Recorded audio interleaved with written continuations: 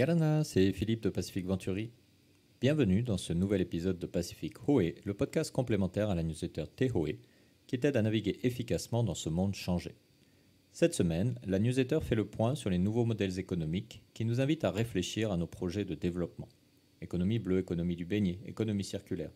Autant de modèles qui pourraient s'appliquer à notre situation actuelle.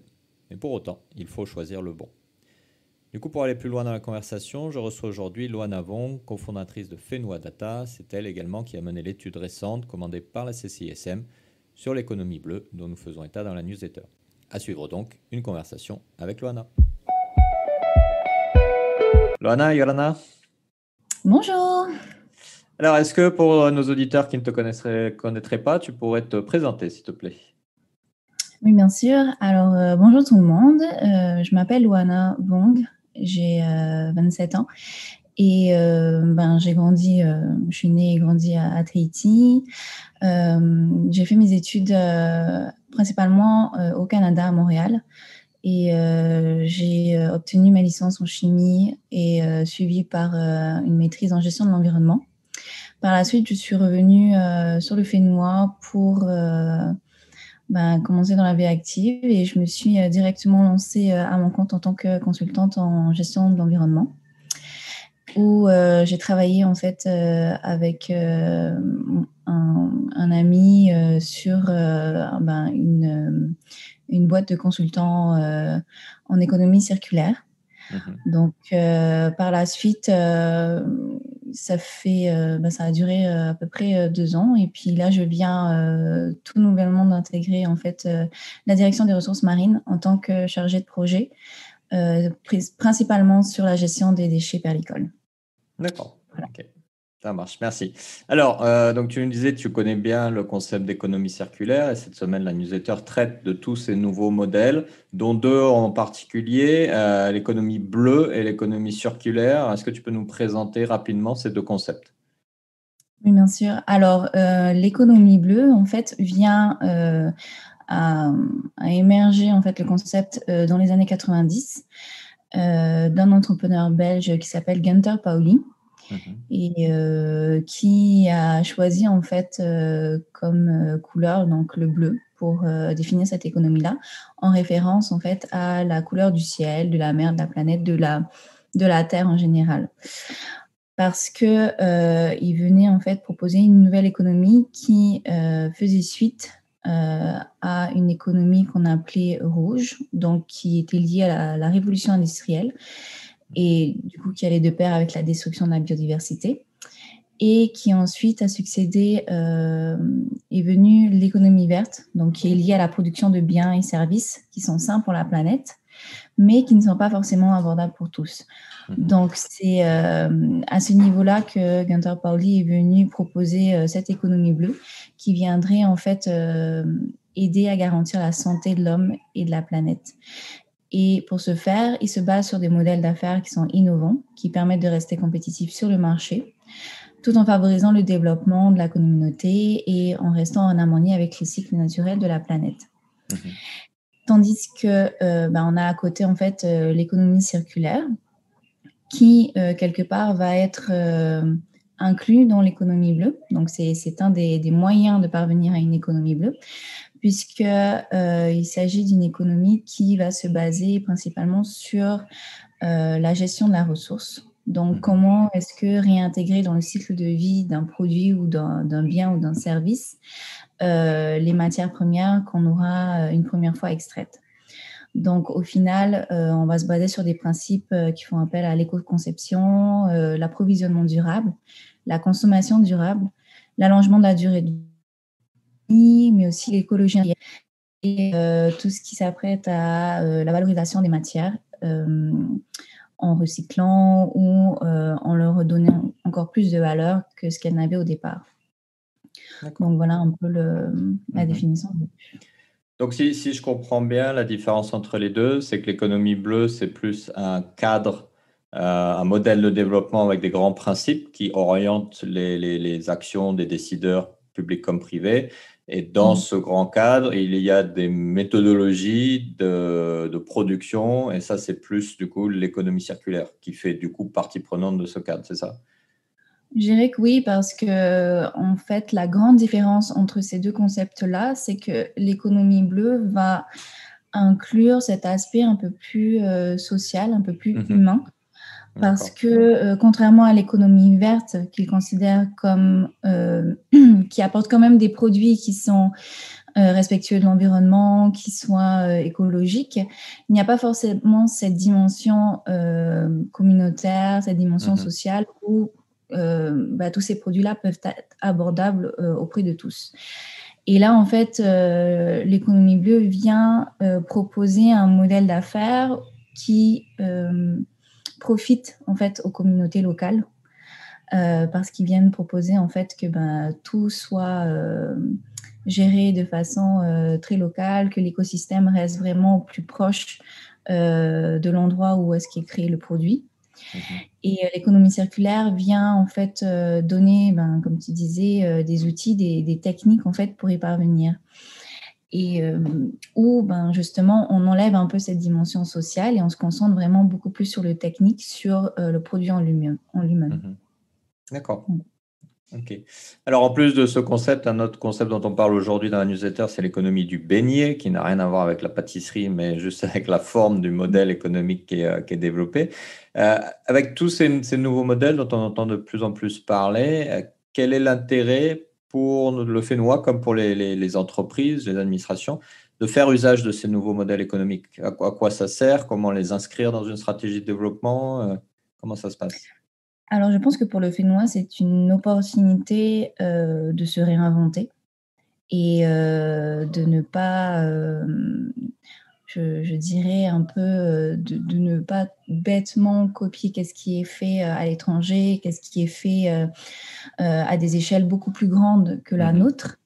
Parce que je pense que c'est ce qu'on a essayé, pendant plusieurs décennies et puis, avec la crise qu'il y a eu, je pense qu'on s'est rendu compte qu'on ne pourra pas forcément, être aussi, résilient en continuant comme ça. Mhm.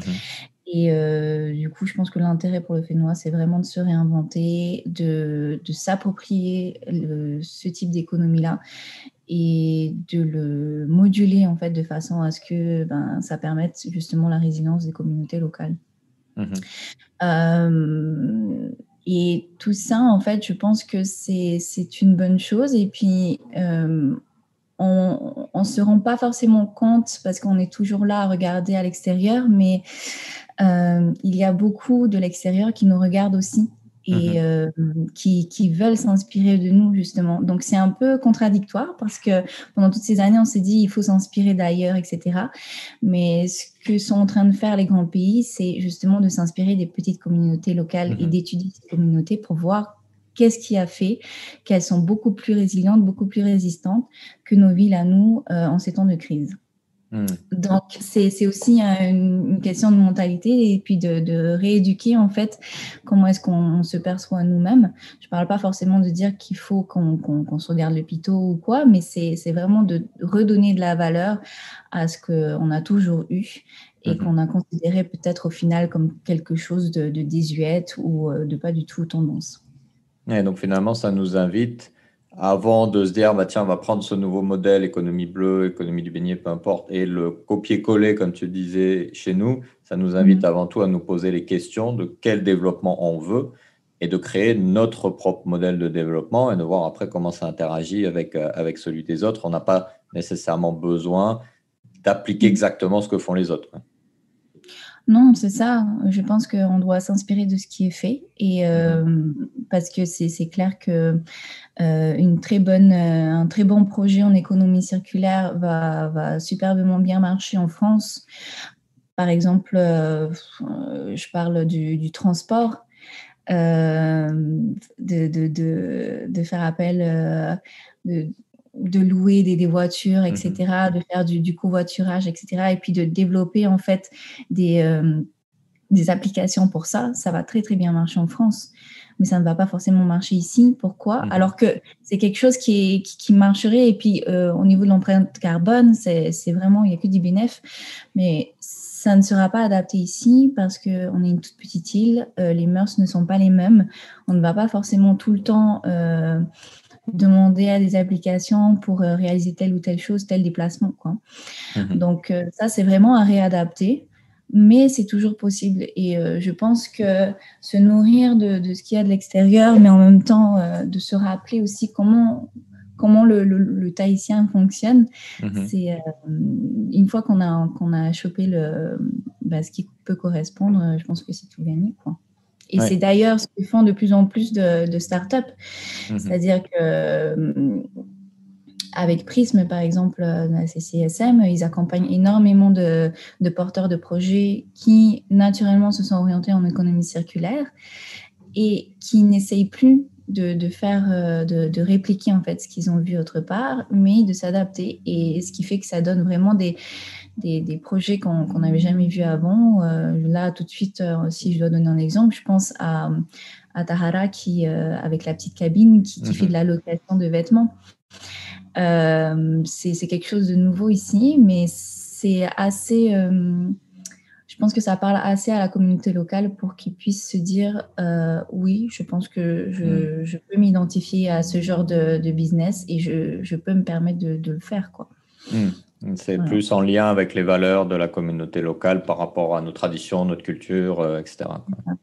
Et je pense que l'économie bleue correspond... Enfin, je pense que la Polynésie pourrait très bien remplir la grille de to-do list de l'économie bleue, parce que justement, on est très centré sur l'humain ici, et je pense que c'est ça qui fait la différence. Et c'est ça qui va faire qu'une entreprise va perdurer ou pas. Au sein de l'entreprise, voilà, il faut qu'il y ait une communication, il faut qu'il y ait une collaboration, mais il faut aussi qu'il y ait une considération sociale. Et on voit très bien la différence, en fait, sur les entreprises qui ne marchent pas.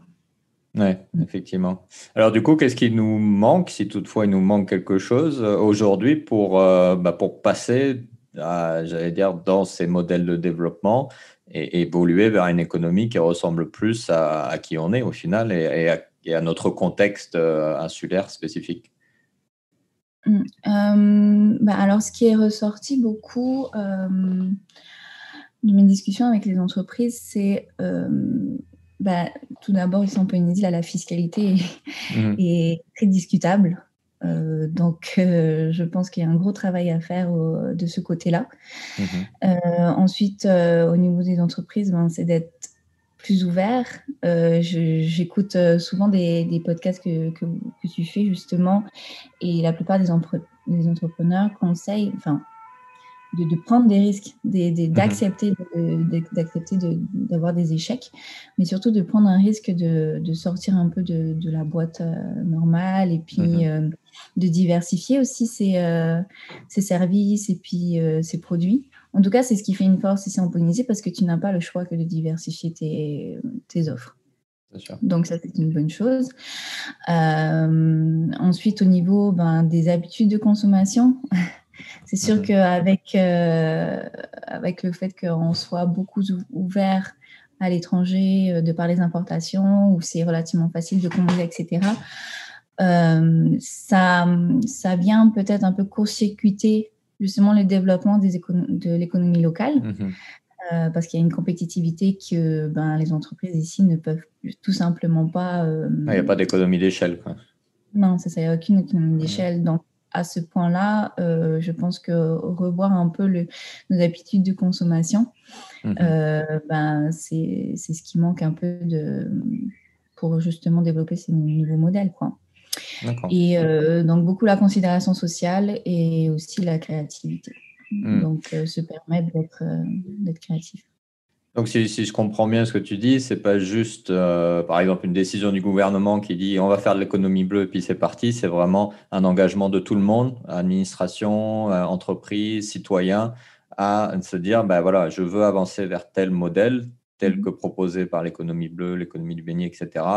Donc, je dois moi-même m'interroger, me poser les bonnes questions sur comment participer à la création de ce nouveau modèle de développement. C'est ça, parce que voilà, ça va être un peu le travail de chaque partie prenante à faire. Et puis, je pense que si, de plus en plus, on a l'habitude de parler de bottom-up, quand on parle d'économie circulaire, c'est de se dire qu'au final, le changement viendra du bas. Et c'est vrai parce que plus il y a de demandes de la population, mais aussi des entreprises à développer ce genre de modèle, à un moment donné, le gouvernement n'aura pas d'autre choix que de répondre à ça et de mettre la main à la pâte, quoi. Un exemple que je peux donner, c'est peut-être la mise en place du SPG Biofetia, donc qui va donner des labels bio aux agriculteurs locaux. Cette initiative-là, elle a commencé comment? Tout simplement par une demande de plus en plus grande des agriculteurs à vouloir être certifiés bio, à vouloir répondre à une clientèle qui était demandeur. Et cette demande-là a été faite directement au niveau du ministère. Et c'est le ministère ensuite qui, au fil du temps, a vu que oui, la demande est grandissante, donc on va faire quelque chose. Et c'est comme ça que l'association SPG Biofetia a été mise en place. Donc c'est tout à fait possible. Maintenant, je pense que ce qui manque, c'est vraiment ce côté information.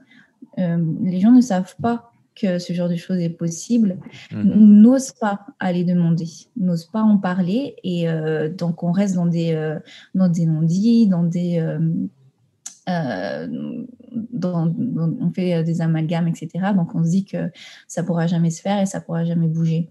Mais je pense que justement cette prise de risque-là est nécessaire pour justement arriver à des changements. Ok. Alors, ma dernière question du coup, pour toi, pour les gens qui nous écoutent, qui sont citoyens, qui sont entrepreneurs, qui sont fonctionnaires, qui sont dans toutes les représentations de notre société, si tu avais un conseil à leur donner pour justement appréhender un peu mieux ces nouveaux modèles et peut-être commencer à agir à leur niveau, quel conseil tu leur donnerais? Alors, au niveau des citoyens, moi, le conseil qui revient souvent, c'est de soutenir les entreprises locales. Mais attention, par entreprise locale, ce que je veux dire, c'est des entreprises qui font tout localement. Parce qu'il y a une différence entre entreprises locales qui font de l'importation, qui fabriquent et qui ensuite vendent, versus une entreprise qui fait tout de A à Z, donc qui plante, qui collecte, qui transforme, etc. Et qui donc ont un coût en fait à gérer beaucoup plus conséquent que les autres entreprises.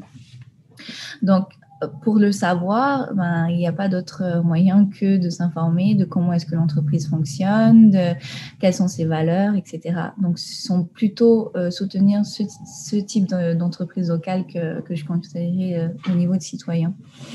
Ensuite, de plus en plus, on nous parle d'investissement local.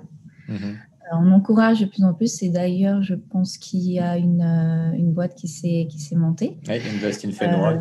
Voilà, justement pour ça. Donc, je trouve ça super parce que justement, à part, ça viendrait se rajouter avec les demandes de prêts, les demandes de subventions, etc.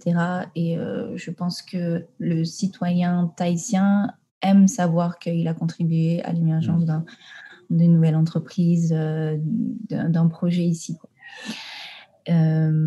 Ensuite, au niveau des entreprises, l'ouverture d'esprit, être à l'écoute aussi de ses collaborateurs et vraiment retravailler en fait le mode de management qu'ils ont et être ouvert aux nouvelles façons. Je sais qu'il y a de plus en plus de formations qui sont données dans l'administration. Il y a une demande justement de comment est-ce qu'on manage la jeunesse qui commence à arriver dans les bureaux, etc., parce qu'ils ont des valeurs différentes des nôtres. Donc, je pense que c'est un switch qui est nécessaire et qui va se faire. Donc, qui m'amène à l'administration aussi. Donc, non seulement dans les bureaux, qui est ce genre de formation qui apporte des nouvelles façons de penser, et aussi, pourquoi pas, se réorganiser pour élaborer un peu des politiques qui permettent à ce genre de projet de voir le jour. Parce qu'il y a énormément de porteurs de projets, il y a énormément d'idées.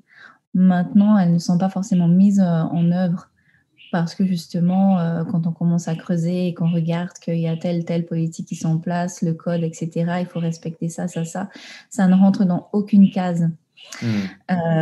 Comme exemple, je peux citer l'aquaponie.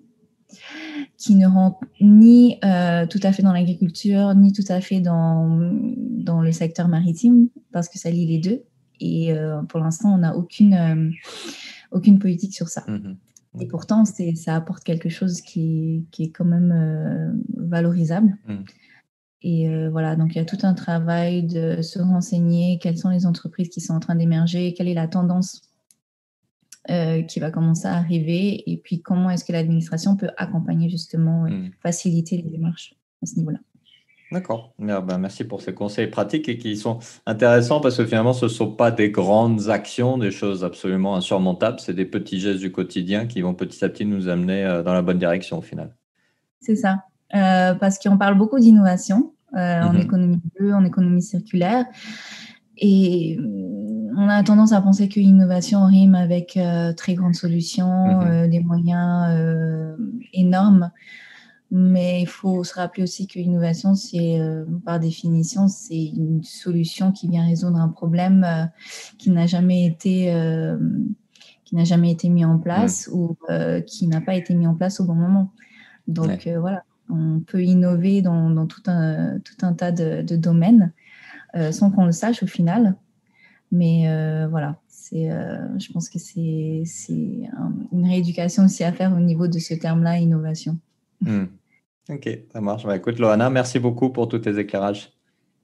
Je te remercie beaucoup et passez une bonne journée. Merci. Ah. Il est plutôt rassurant à écouter Loana de voir que les évolutions systémiques dont nous te parlons si souvent dans Tehoe peuvent survenir grâce à la multiplicité de petites actions de chacun d'entre nous. Comme nous avons pu le dire bien souvent, c'est ensemble que nous pourrons faire évoluer notre société, car c'est ensemble que nous vivons et que nous échangeons. Nous avons chacun la responsabilité et la possibilité de participer au changement. Et peut-être de façon encore plus impactante dans un environnement insulaire et océanique comme le nôtre. Et ça, c'est plutôt une bonne nouvelle, non ? N'hésite pas à partager cet épisode avec ton entourage et à le noter ou le commenter sur ta plateforme de podcast préférée. Tu peux retrouver la newsletter d'aujourd'hui sur nos réseaux sociaux ou sur notre site internet, où tu peux également t'y inscrire gratuitement pour recevoir dans ta boîte tous les prochains numéros. Tu peux découvrir également tous nos podcasts et nos services sur notre site internet www.pacificventuri.com. J'en profite pour t'informer que notre podcast Pacific Buzz, qui met en avant les entrepreneurs du Fénois, vient de finir sa saison 2. En attendant la saison 3, nous te préparons une saison spéciale vacances, pendant laquelle nous irons à la rencontre d'entrepreneurs uniques qui ont amusé notre enfance et qui font plaisir à nos papis d'une façon très polynésienne. Ne manque donc pas la saison spéciale des Pacific Buzz, accessible très bientôt sur toutes tes plateformes de podcast préférées. À la semaine prochaine pour un nouvel épisode, un nouveau thème. Nana!